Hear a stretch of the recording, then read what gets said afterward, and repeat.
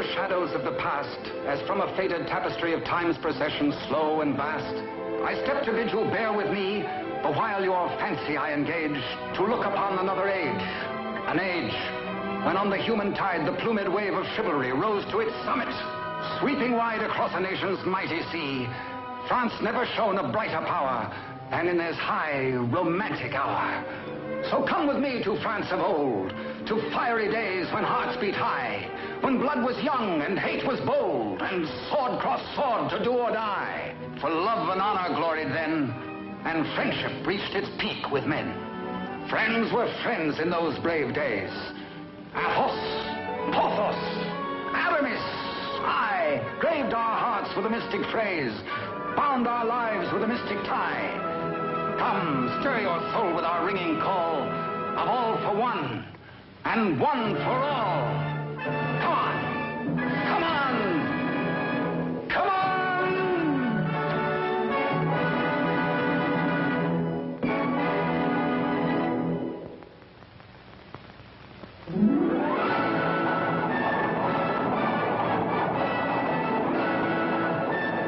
It is Paris on the 15th day of September in the year of our Lord 1638. Public excitement runs high. The populace enjoy a general holiday. Impatiently, they wait for the news of an heir to the throne of France.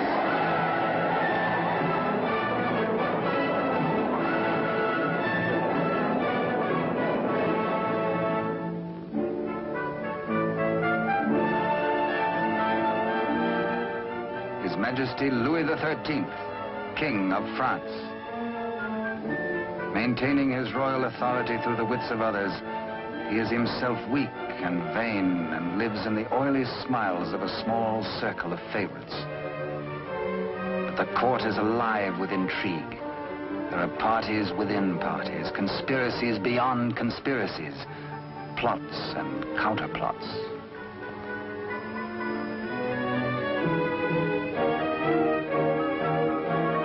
His Eminence, Monseigneur the Cardinal, Duc de Richelieu.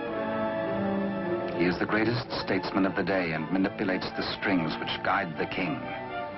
His is the real power, subtle, cunning, and often ruthless. Still, no one questions his devotion to the glorious kingdom of France.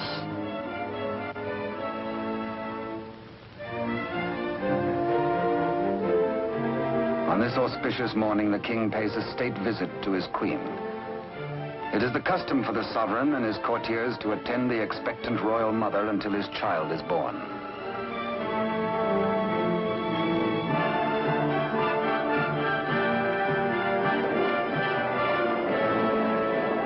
D'Artagnan, of the King's Musketeers.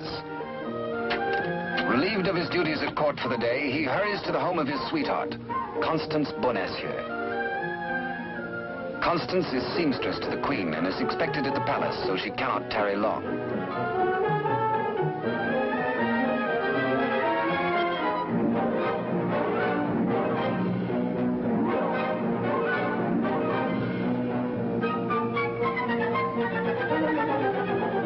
Even the most eager lover, by error, can sometimes kiss a miss, or miss a kiss.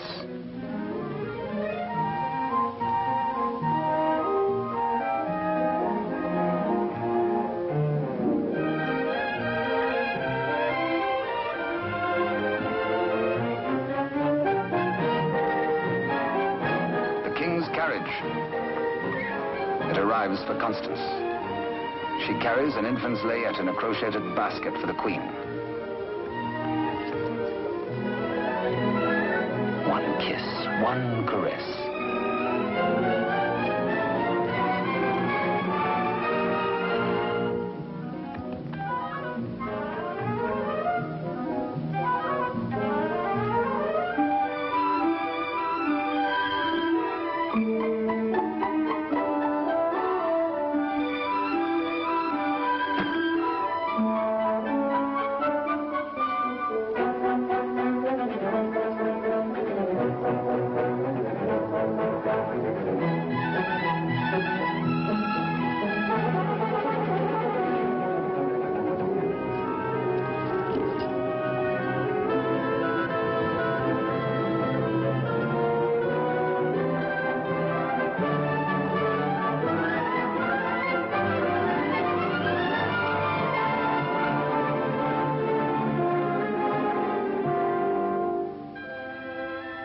A kiss truly is a delicate plant requiring privacy to grow into a tender blossom, the dream of all lovers.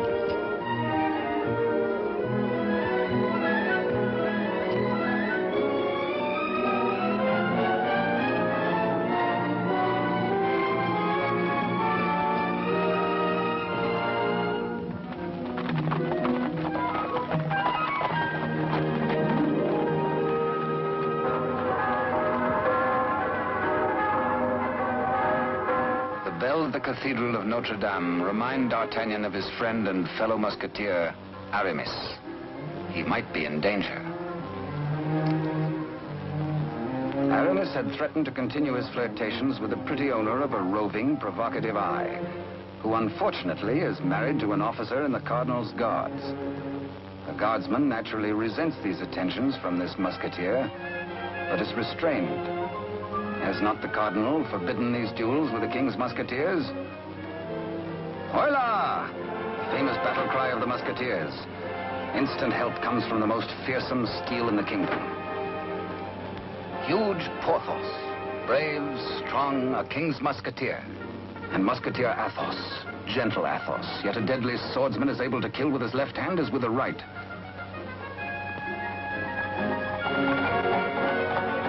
D'Artagnan! The battle is forming. The Cardinal's guards. This is no private fight then, eh? The musketeers against the Cardinal's guard. It started before D'Artagnan was born. And what are the odds? 1, 2, 3, 4, 5, 6, 10 guards to 4, 5 to 2, 2.5 to 1? Too simple. Draw your skewer, Monsieur Half Guardsman. Let's measure half a point. On guard! Come, where's your challenge now? Where's your steel? What's your fear? The law? Does the Cardinal still ban a friendly fight with a musketeer or two?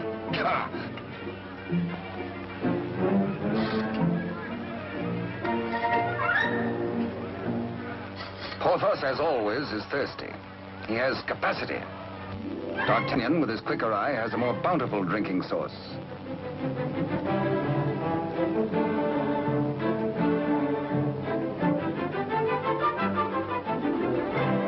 Porthos can put out a hand and pick up the pot he's slavers for. Why waste energy walking?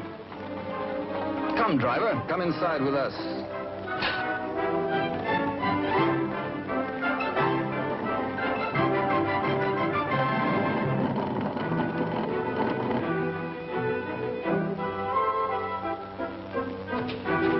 The old driver swears his wagon is damaged. His master will skin him. His horse is loose. He has a terrible wife. He has trouble. Everybody is mean to him. He has to be mean too. Ha-ha! Now, take your temper out on me, good friend. Now, feel better? Now we can talk. I'll win you the price of your horse and more. Come, guardsman, I challenge you to game. This is not forbidden you.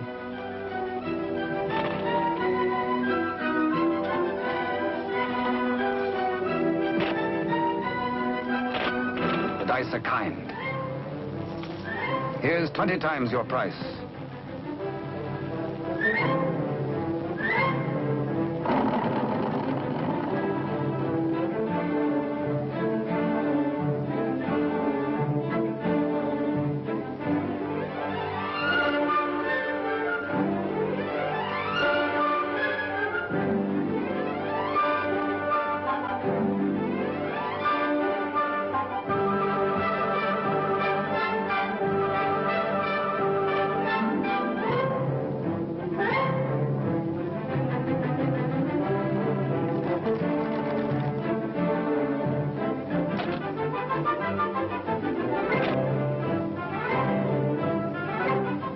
Riding high, D'Artagnan returns to the dice game.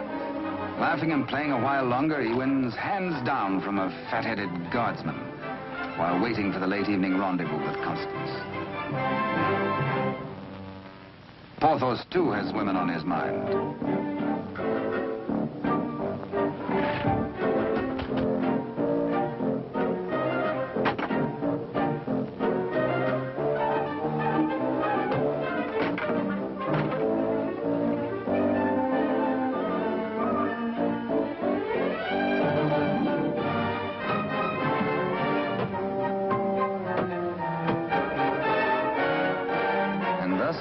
The only battle the Musketeers ever lost in fair fight. Of course, it has to be with the fair sex.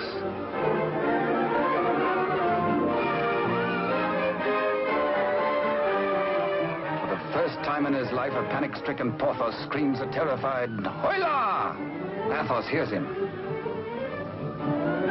Aramis springs bravely to the side of his comrades, and they flee together.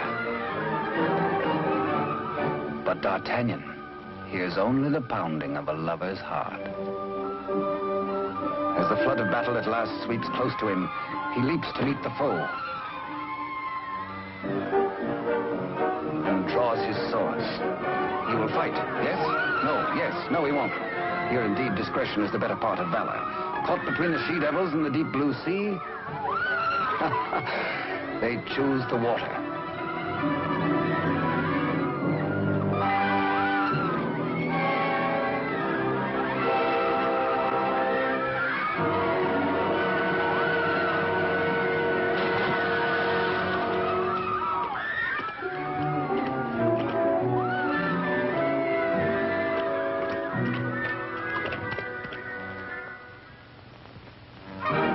Next morning, the city is in ferment. The pressure beyond the gates is so great that the people are admitted to the courtyard.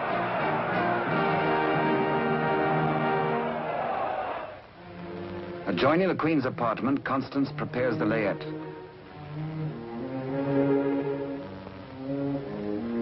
She is informed by Father Joseph, the Cardinal's trusted henchman, of the imminence of the royal birth.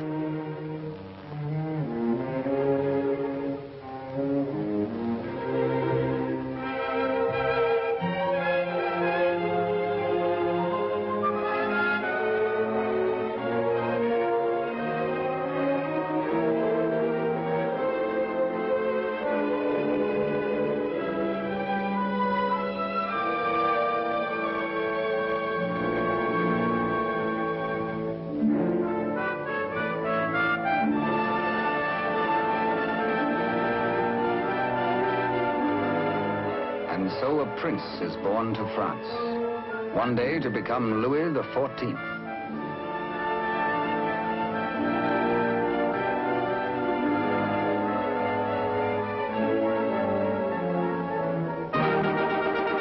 By ancient custom, his royal father presents him to the people.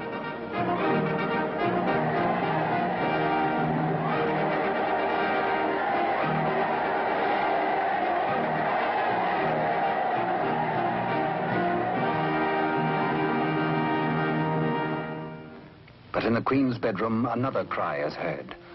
One of those rare turns of destiny. And Constance is the first to warn the tired, dozing midwife.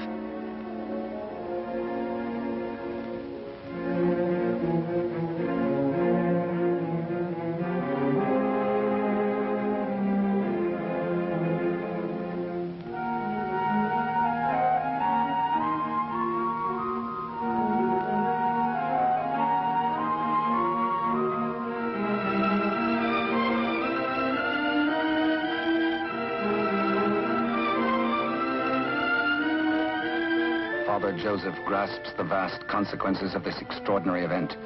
This news must be conveyed discreetly to Cardinal Richelieu before it gets abroad. He writes a message inside the wrapper of some medicine, intends it for the Cardinal's eyes alone.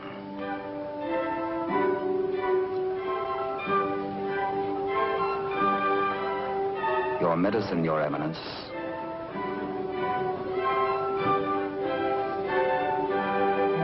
Duke de Rochefort, conniving head of the most powerful faction in court, working always in self-interest against the king and cardinal, pretending loyalty to both.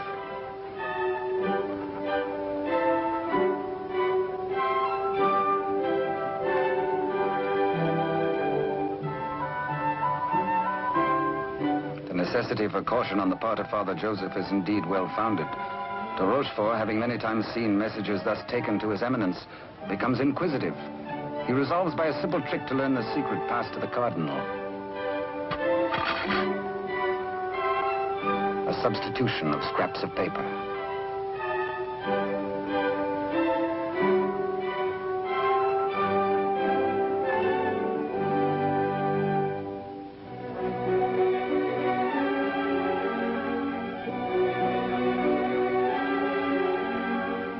Cardinal realizes that enemies of the regime can do irreparable damage.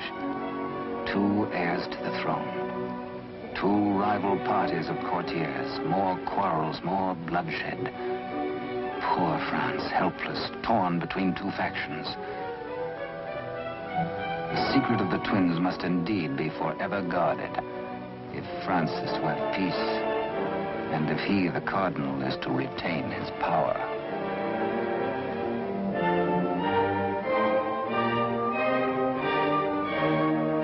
Pretender, this. A true prince. De Rochefort sees an opportunity. Father Joseph is instructed to prepare for a long voyage.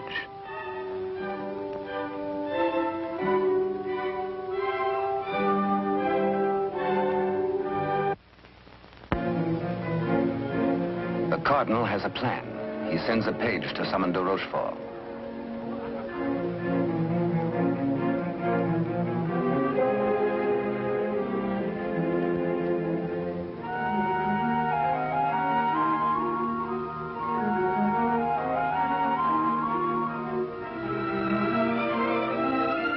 Aware that Constance shares possession of a great secret, one so sacred it might well spell the future of France, the Cardinal charges her to keep her lips sealed.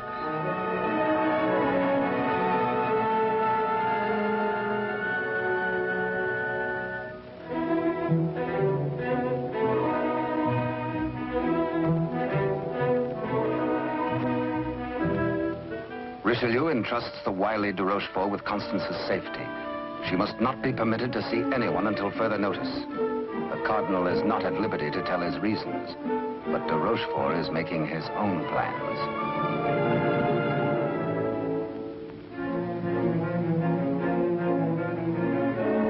In accordance with the Cardinal's command, Father Joseph, accompanied by the midwife, secretly takes the twin away to the Spanish border. The child shall be raised as a commoner with no knowledge of his royal birth.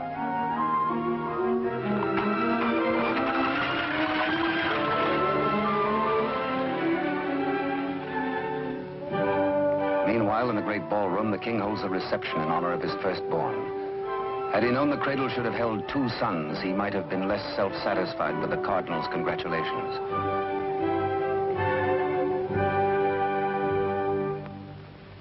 To the notorious Milady de Winter, de Rochefort comes to reveal this chance of fate. The future of France may be in their hands. He tells her he will turn Constance over to her. She is to escort Constance to the convent of Saint-Gamel. There, force her to tell the whole of the Cardinal's secret and plans. He will play one against the other, Cardinal against King, for his own ambition.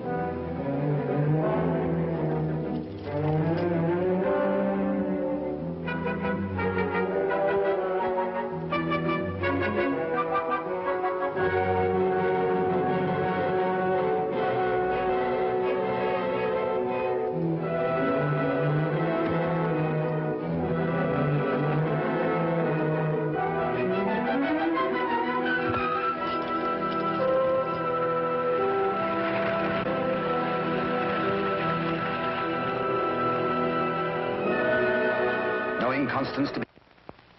One of the chair carriers runs with the news to the Musketeers' barracks.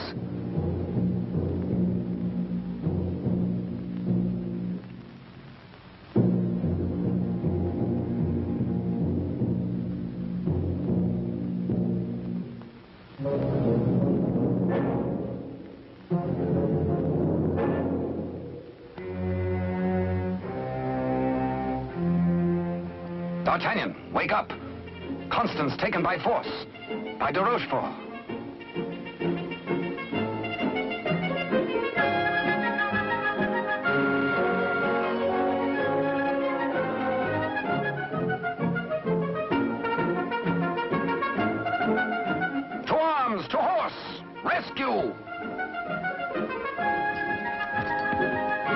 All for one and one for all, and hang the tack.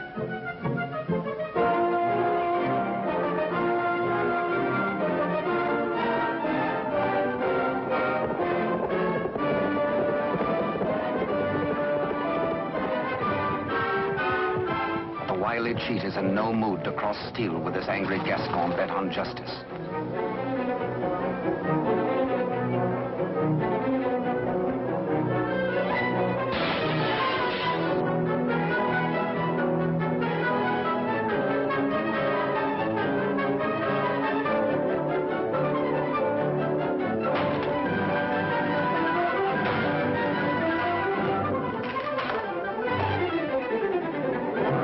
Thugs are powerless to help.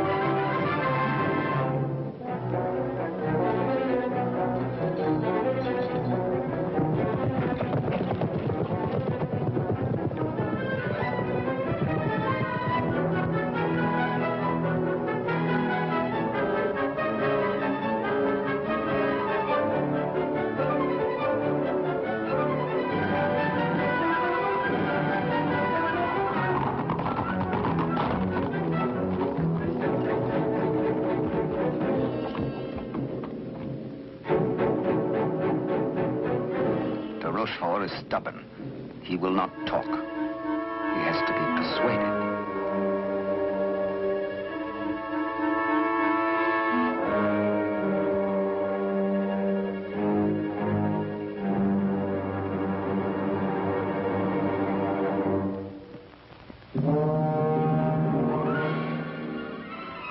Probe goes on. Where is she? Where is Constance? Talk or fall 200 feet to the bottom of the well. Talk or die.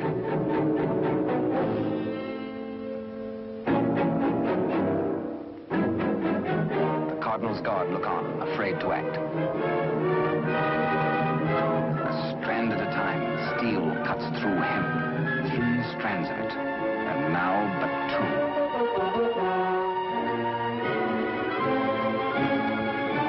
Now 1. De Rochefort breaks. The convent of Saint-Guerre.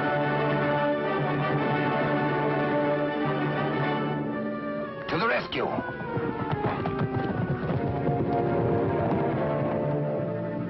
A stableman granted audience with the Cardinal tells of de Rochefort's trickery and capture and of Constance's abduction by Milady de Winter.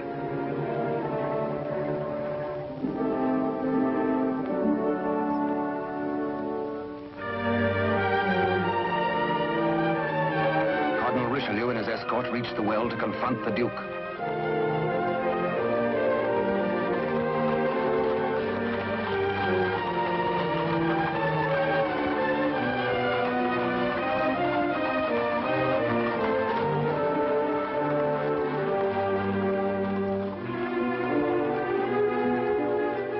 Accused, exposed, a nervous, bedraggled penitent. He confesses that he has indeed played traitor. His Eminence breaks de Rochefort, stripping him of his authority and titles, banished from both court and country forever.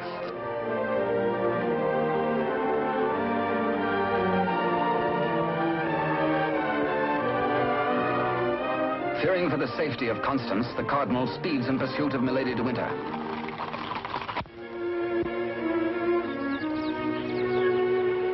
Before dawn the next morning, the convent of Saint-Guerre.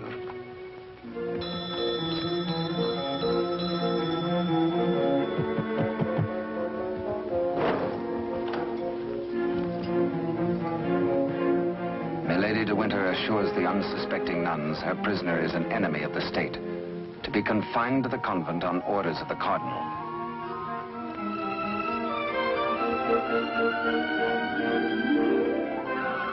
The banished de Rochefort, smarting under his humiliations, lingers in Paris. All is not lost. He uses the last of his wealth in a desperate gamble and buys the services of ruffians.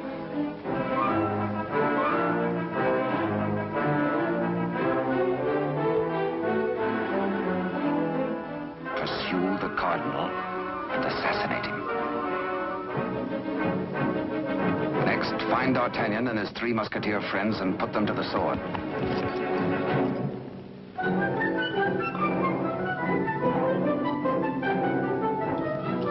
Rochefort still dreams of himself in terms of the most powerful man in France. The path to power is open if Milady de Winter secures the secret from Constance.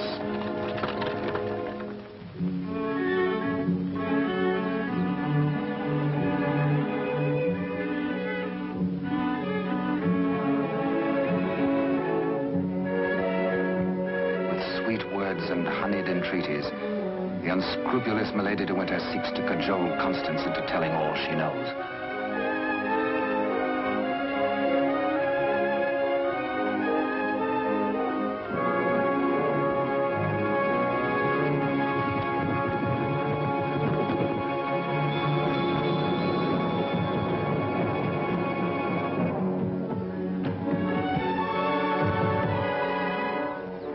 No, Constance Bonacieux is not here.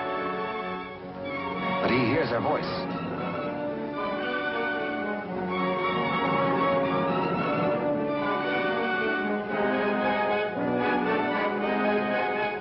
Hola! One for all and all for one.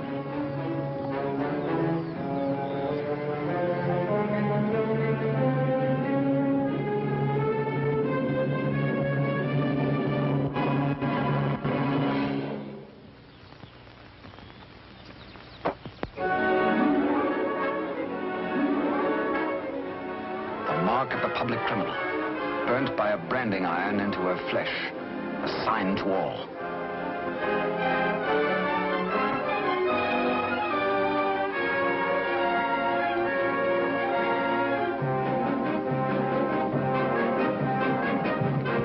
Exposed to Constance as a criminal, Milady de Winter is desperate. If caught thus in a second act of crime, by the laws of France, Milady must face public execution.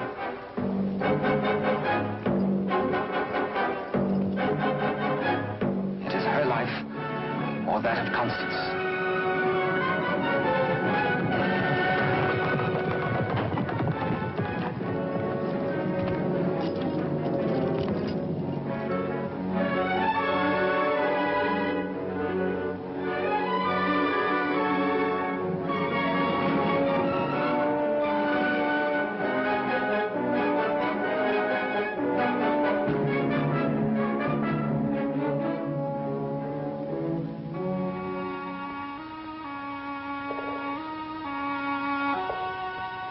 D'Artagnan hears Constance whisper that she loves him above all men.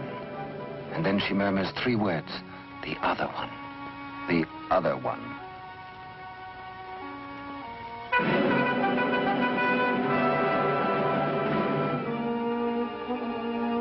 D'Artagnan strains to hear the faint pulse of her words, but Constance dies. The Musketeers take Milady de Winter to her punishment.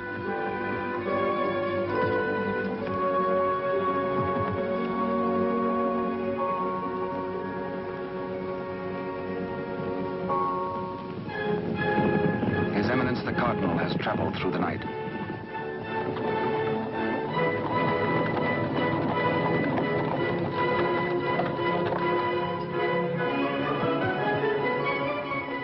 He hears the dreadful news from the Mother Superior. Constance is dead.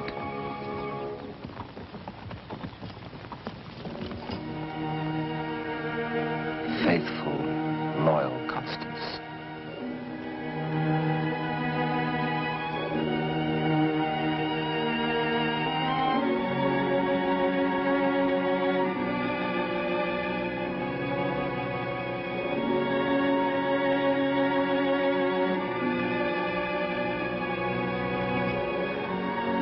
Arrest the murderess, Milady de Winter, and all in concert with her.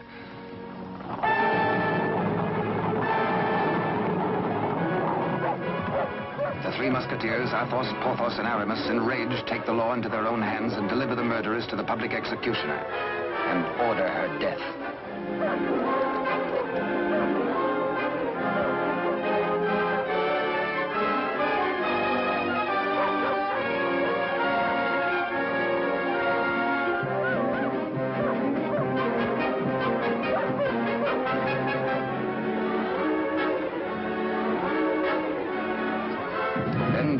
Cutthroats close in on the Cardinal's troop.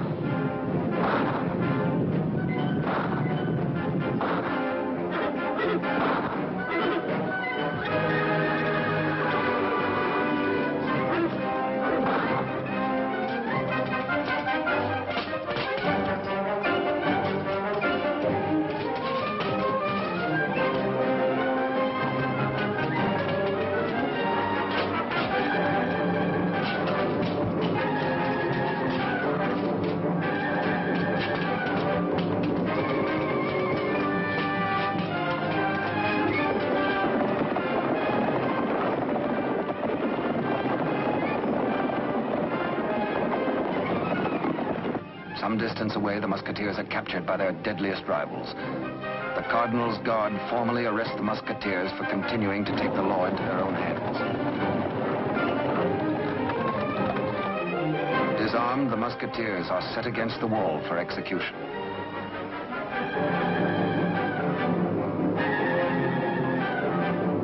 Your guards would take the lives of my friends. Single-handed, they shall have revenge. The Cardinal asks a moment to ponder. Constance dead. A murderess executed. Enough blood has been shed. Now this strife twixt musketeer and guard shall end.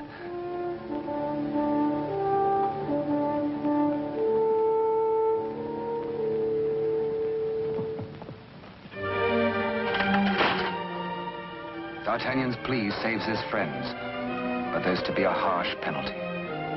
Richelieu's plan concerns the state, and these continuing disputes between his guard and the king's musketeers.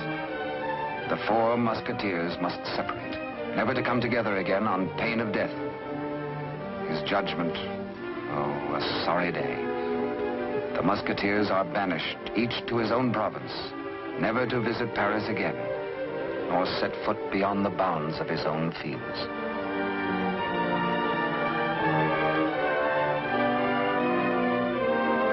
As for you, D'Artagnan, a splendid soldier, reliable, devoted too. You henceforth shall be bodyguard of the future king, beloved of France, the nation's one. At one fell swoop, all strife is done. The musketeers prepare for their banishment. Godspeed, farewell.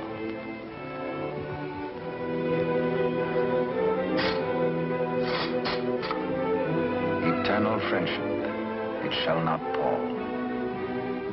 All for one, and one for all.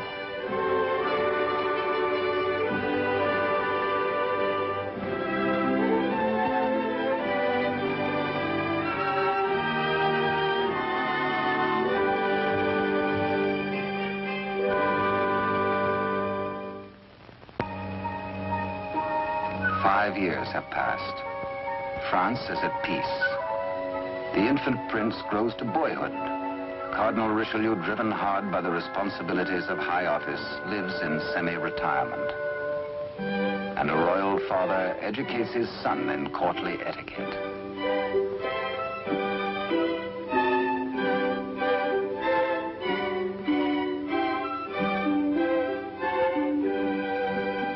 In failing health, His Eminence lives in hourly expectation of death, troubled by word that the second twin bears an identical likeness to the heir.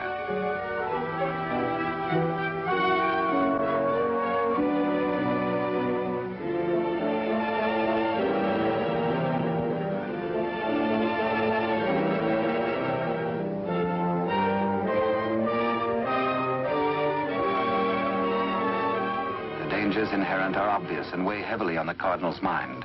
He decides he must protect the prince somehow. His Eminence provides that the rightful twin may always be identified from the other. With the aid of the court jeweler, he caused a gold doubloon to be broken. The smaller piece hangs on a chain around the throat of the infant prince. And its mate he places about the neck of Captain D'Artagnan.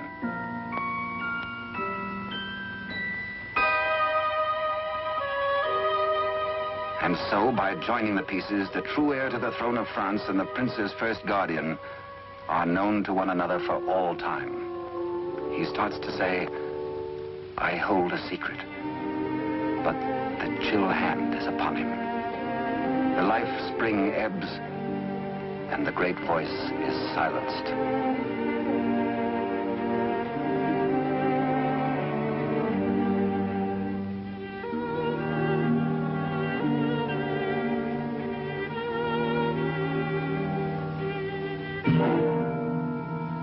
A great statesman passes into history. The church loses a noble servant, and the ship of state is without its pilot. What was this secret that Richelieu and Constance shared? The other one.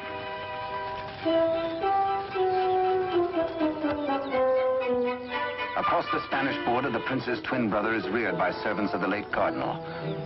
The banished de Rochefort, living nearby, holds the twin under his very eye.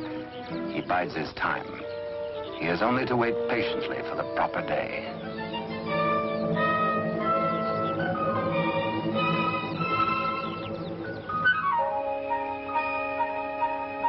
Upon the death of Louis XIII, the heir to the throne, or the Dauphin as he was called, became France's King Louis XIV. Both he and his twin had grown to manhood. The brothers are alike as two peas in a pod.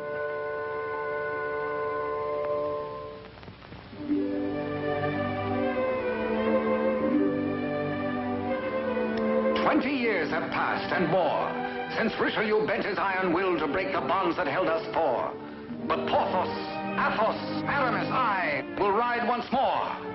Once more we'll heed the clarion call of all for one and one for all.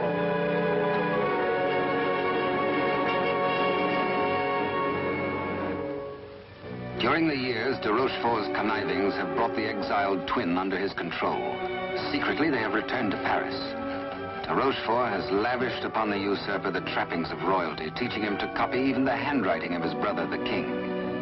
Yet the quality of the spirit so generous in the king is replaced in the brother by hatred and viciousness.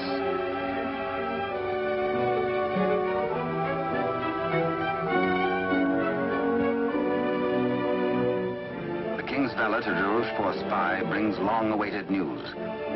Within the week, an older D'Artagnan, after a lifetime of loyal service, will retire and leave the court. The young king will be without a bodyguard. Every detail of their plan has gone over.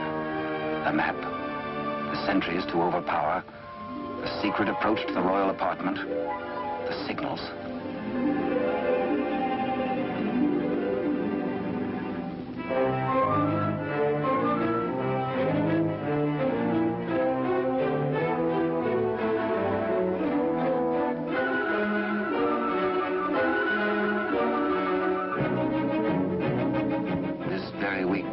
Tells the pretender, you will be His Majesty Louis XIV, King of France. Louis XIV, King of France, spends D'Artagnan's last day in fun and gaiety. The king has applied himself to an education in horsemanship, sportsmanship, and swordsmanship. No two men were ever closer, except they were father and son.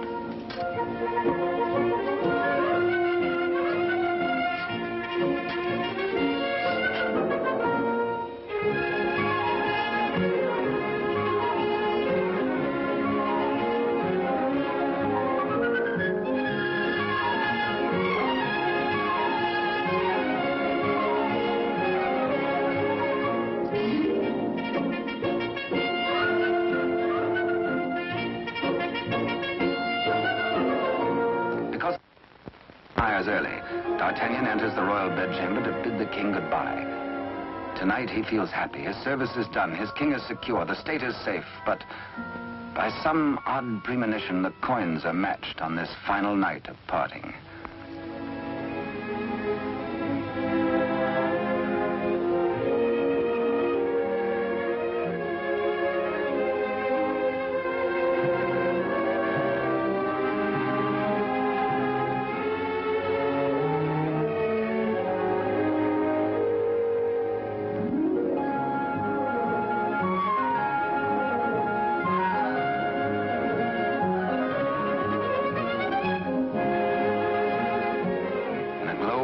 happy memories of a delightful evening with the king, Captain D'Artagnan arrives outside his lodging and is amazed to find himself beset by ruffians. Angrily, the Gascon plans his battle. First, he deals with the dagger man decoy, sticks him with his own blade, throws the man's cape to the edge of an open sewer, places his own cape over the decoy's body and fires his own pistol. Hey, up! On to the balcony.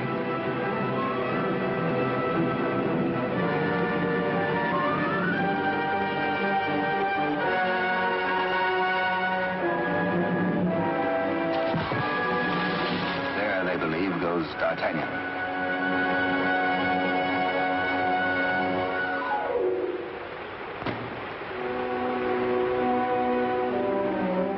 Thoughtful D'Artagnan returns to his lodging. For a peaceful man to be waylaid on a city street is something new. He had spent the evening with his king. He reflects. Has the palace discipline been slackening too? Sentries were not where they should have been. His soldierly heart is disturbed for the safety of his king.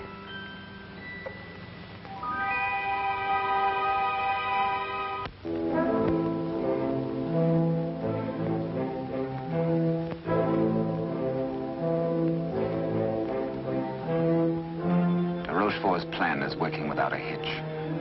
Sentries at the outer gate have been overpowered. Entry is forced into the inner quadrangle. The palace is entered through a servant's postern leading to long-forgotten cellars. Success. No sound, no word, no warning.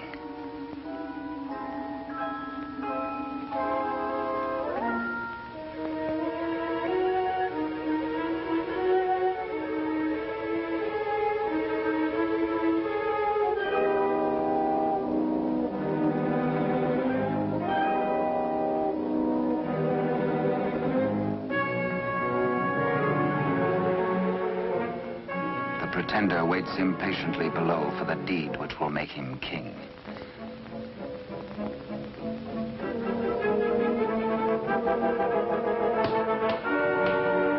In the anteroom to the king's bedchamber, de Rochefort's maggot awaits his master's signal, ready for the final treachery.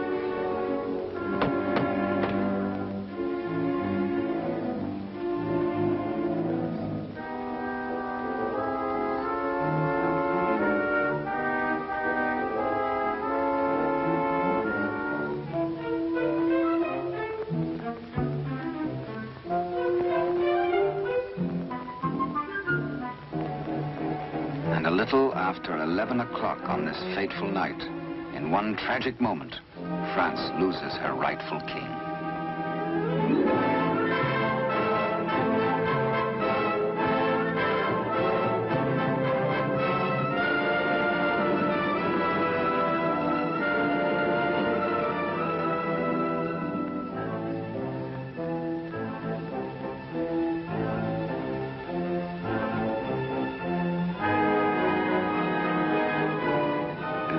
Uncertain if he dreams or not, King Louis XIV, surrounded by strangers, looks unbelievingly at a venomously mirrored likeness of himself.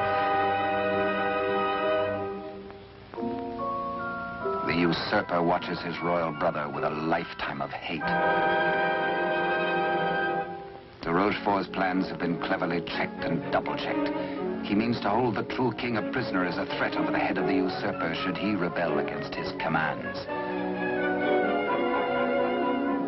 At de Rochefort's order, his cohorts strip the king of his night attire and in exchange dress him in the usurper's clothes.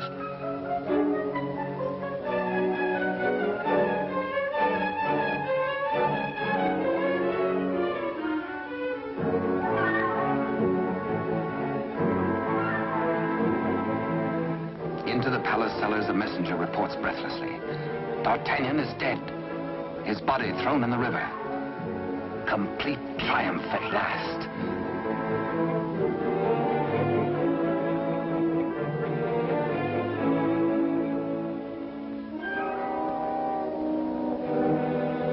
An iron mask, an invention of the devil. An iron mask, a prison within a prison, is placed over the head of the rightful King Louis XIV and locked at the neck, his countenance concealed from all men.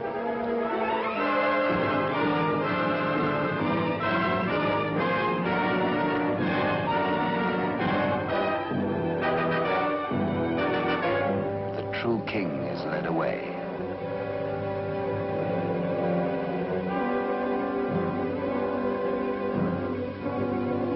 In the quiet of the royal apartments, the true king's bed is occupied by the usurper.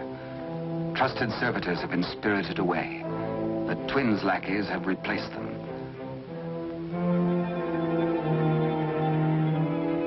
De Rochefort's plan is complete. Poor France. Ruled by a youth driven near to lunacy by a solitary childhood, by de Rochefort's lies, by his own poisoned dreams. Truly a madman.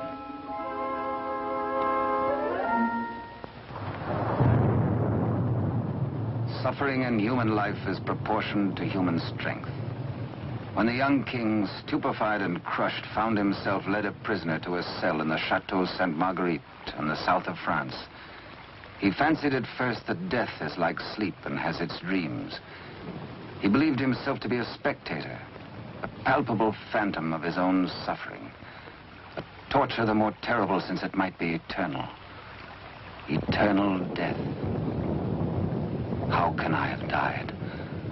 I am a king, yet not a king, enthroned upon a funereal couch. No, no, dear God, do not punish me who have done nothing. Why am I thus punished? Like a cloak, the chill of the dungeon falls upon his shoulders. So dwells the real Louis XIV in a living hell to remain thus the rest of his days.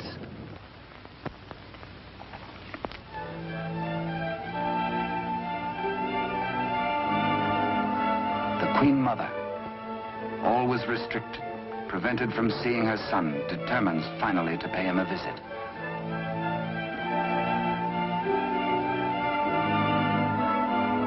In place of the affectionate and courtly Louis XIV, to her horror, she finds herself repulsed.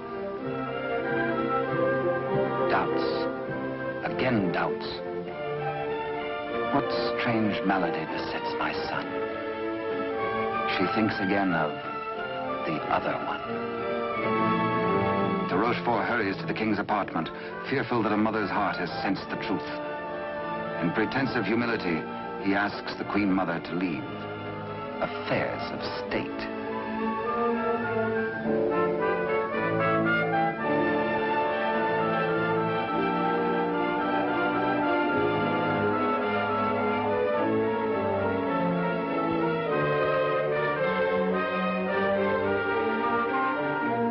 De Rochefort is determined.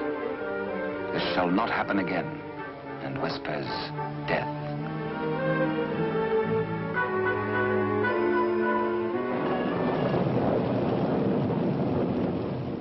Day by day, night upon night, the prisoner prays for some way to get word to D'Artagnan. A heaven-sent fisherman hoves to.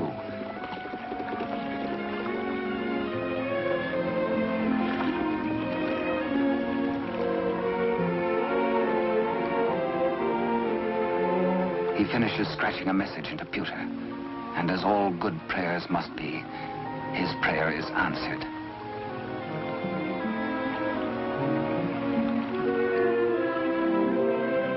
Millet and mackerel are running, and then a catch, apparently from heaven.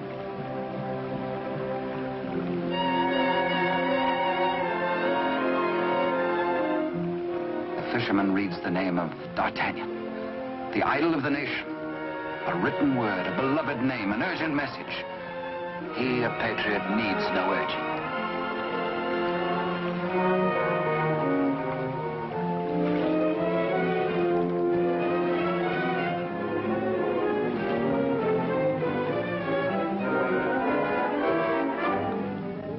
Paris goes about its daily affairs, unaware that its rightful king languishes in prison, and the Queen Mother herself faces death as the humble fisherman hastens to D'Artagnan's home. D'Artagnan stays on in Paris, and to his hurt amazement continually finds himself barred from the court. Day by day, week by week, audience with the king has been refused him. The fisherman blurts his weird news. A story hard to believe. A lonely castle which D'Artagnan knows like the palm of his hand. A prisoner in an iron mask behind its bars. But the signature, An etching of a coin that fits his own exactly.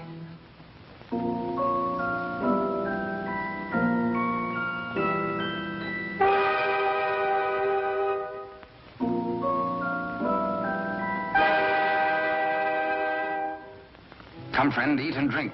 There is business at last for me at the palace.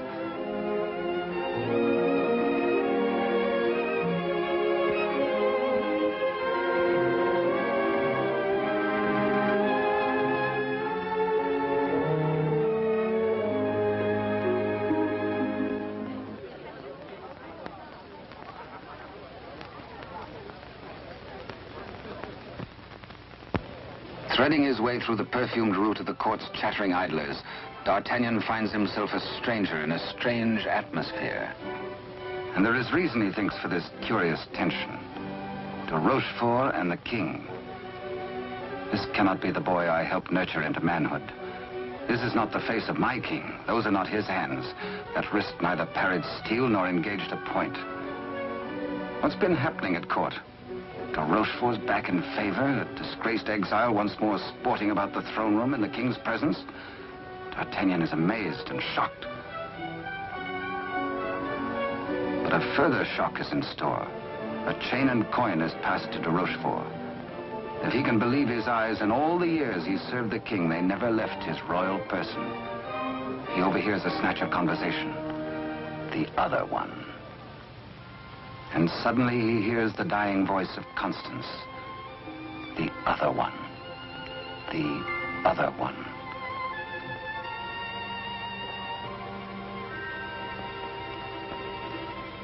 What did she mean? A message signed by the royal coin. A king, not a king. And a court alive with known traitors. D'Artagnan smells a rat.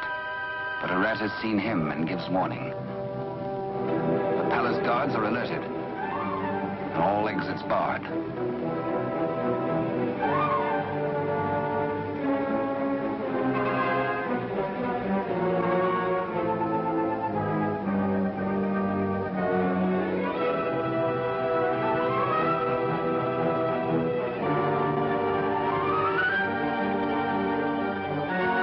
Little do they reckon with a resourceful old musketeer.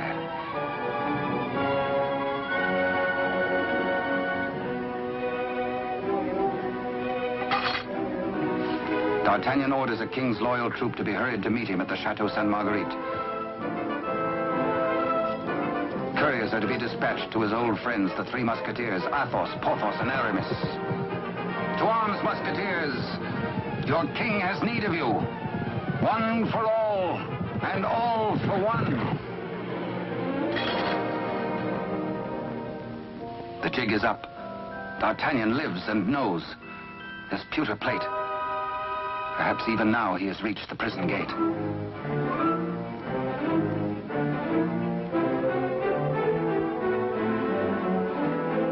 De Rochefort cannot believe his future lies in a common plate.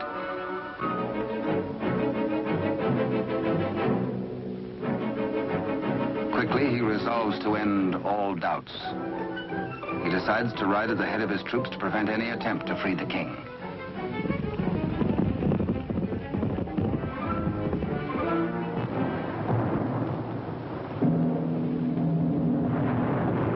The puzzled D'Artagnan has reached the Chateau Sainte-Marguerite, certain that his comrades will join him.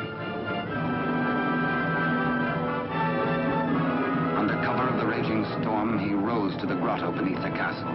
Many a time as a young officer, he had patrolled this grotto passage. It led, he knew, to the arsenal. Beyond that, the armory. Then the main hall and staircase to the tower itself. Up there is the man in the iron mask, the writer of the message.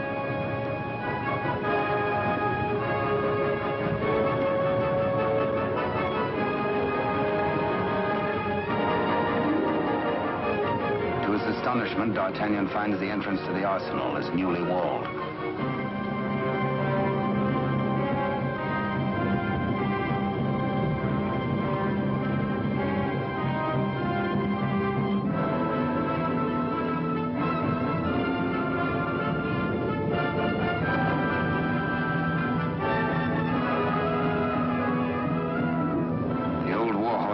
prepared to hazard it alone if necessary.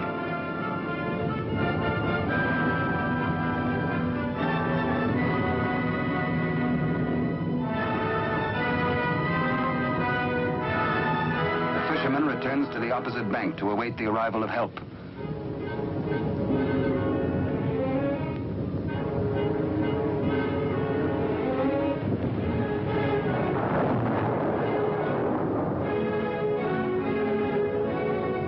Athos, a few years older, a little more grizzled, the same brave companion as of old, ready and willing for any gambit.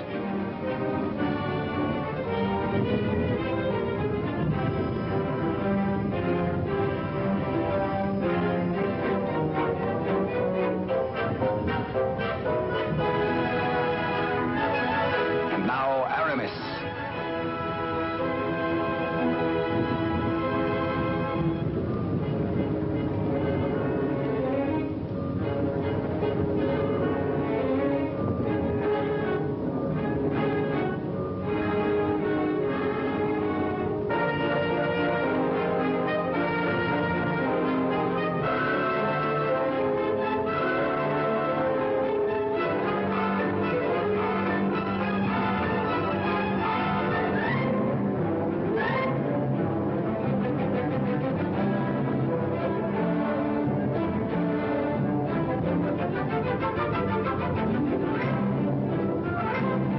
Two of the valiant comrades have arrived. No time to wait for old Porthos, no time for explanations. There's a job to be done. Forward!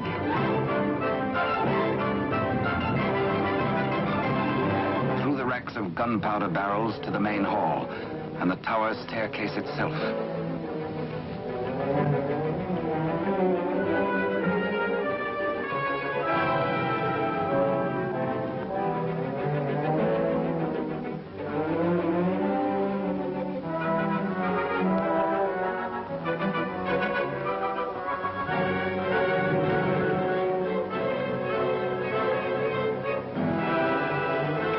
Prisoner, before your gullet tastes this edge, you bloated villain.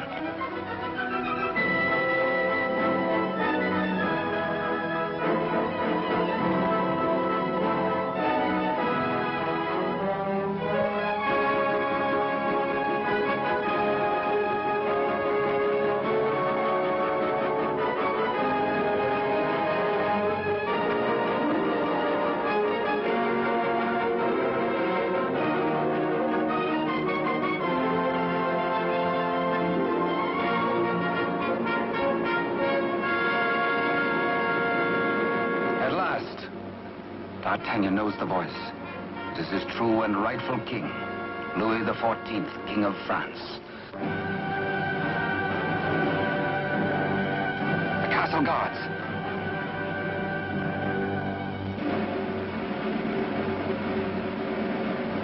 The challenge is met. Hola! The musketeers fight together again.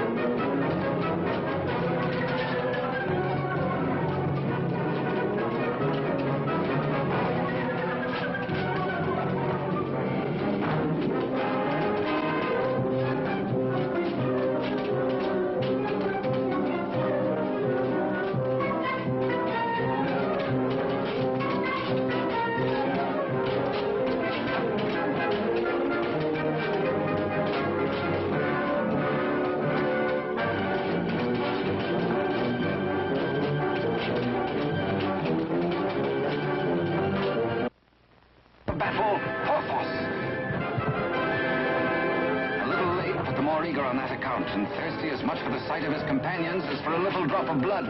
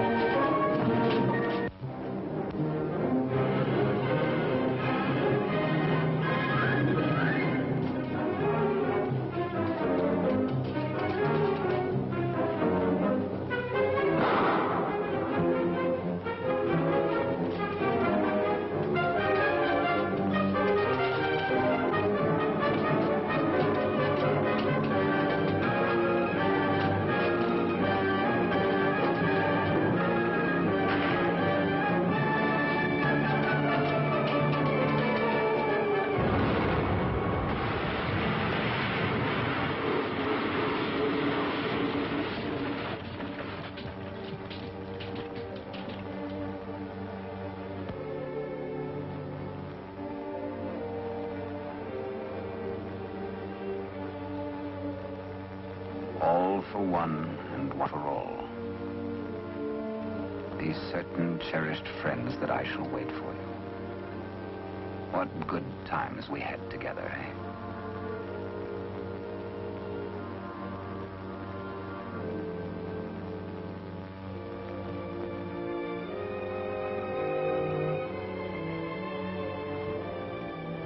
Good Porthos, farewell. You died as you lived, for love of country, in the service of your king. The fisherman gives warning of the approach of enemies.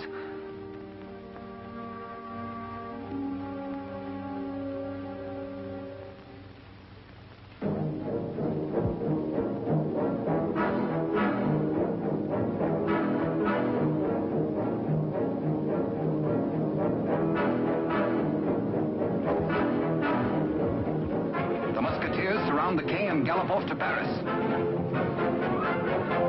De Rochefort rides hard in a last effort to keep his house from crumbling.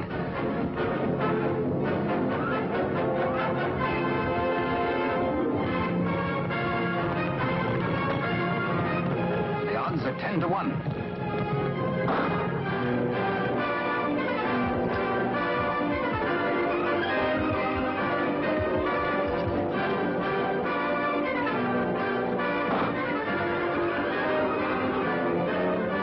Majesty.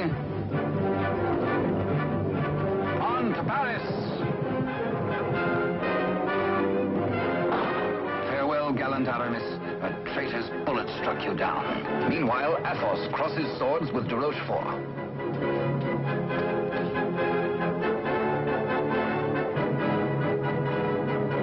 But at the highest price of all, Athos joins his comrades.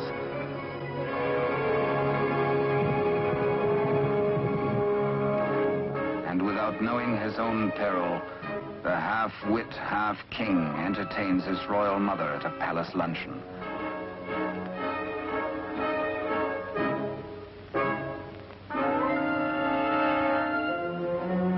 Cunningly, he says, a private matter.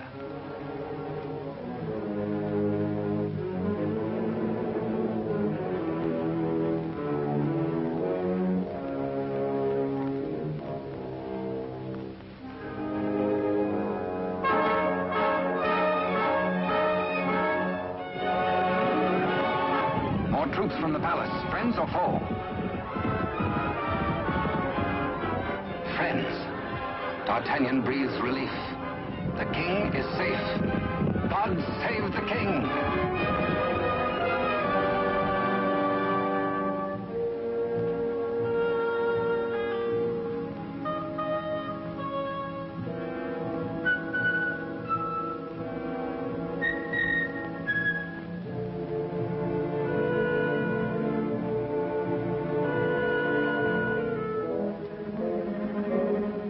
The Queen Mother suspects this attempt on her life.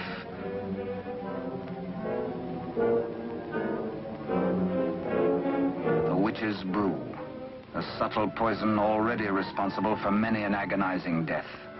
Raise your glass, madam. drink to your king, to your country, and its illustrious people. Come, I give you France.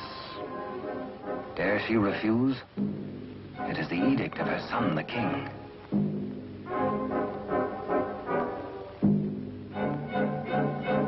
The toast, but a warning cry.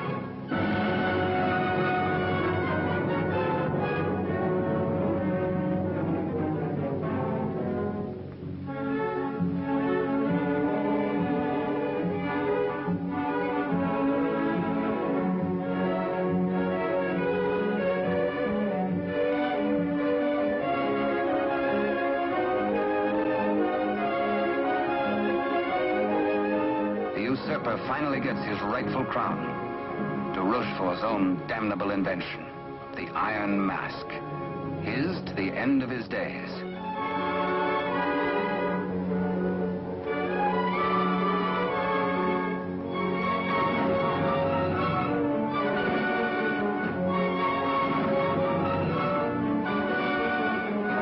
As D'Artagnan pours away the poisoned wine, the usurper takes swift, bitter revenge.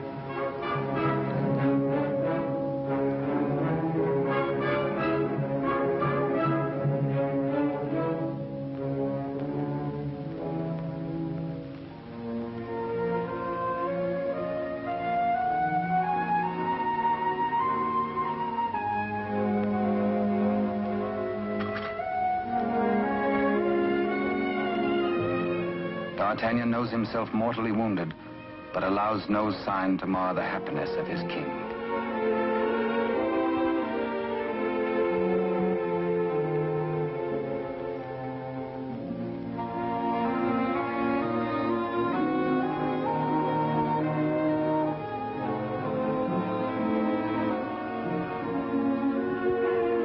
Blood, the weapon of the murderer, with crimson evidence on the blade.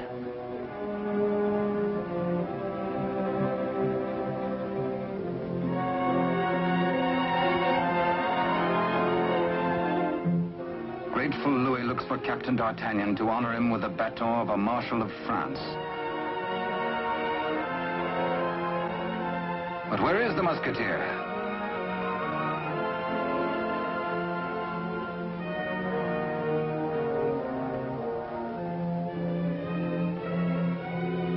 The court resounds with the king's commands and his cry to find his friend and mentor. What a man may think when he knows of the approach of death is secret between himself and his maker. Perhaps the gallant Musketeer thinks most of his lost love, Constance, and of all the tender, lonely years kept warm by her memory.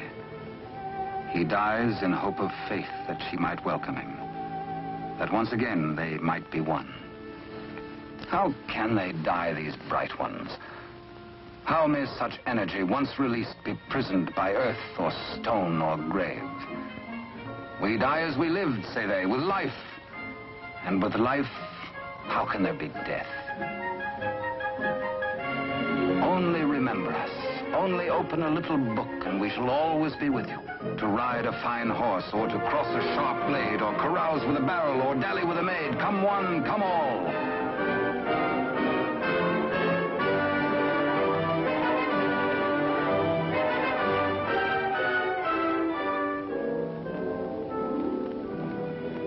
And so passed a brave and glorious man, in honor. Only think, and we live again. We live forever. For with us, now as ever, it's one for all, and all for one. And thus it was in France of old, in fiery days when hearts beat high, when blood was young and hate was bold, and sword crossed sword to do or die. For love and honor gloried then, when life was life, and men were men.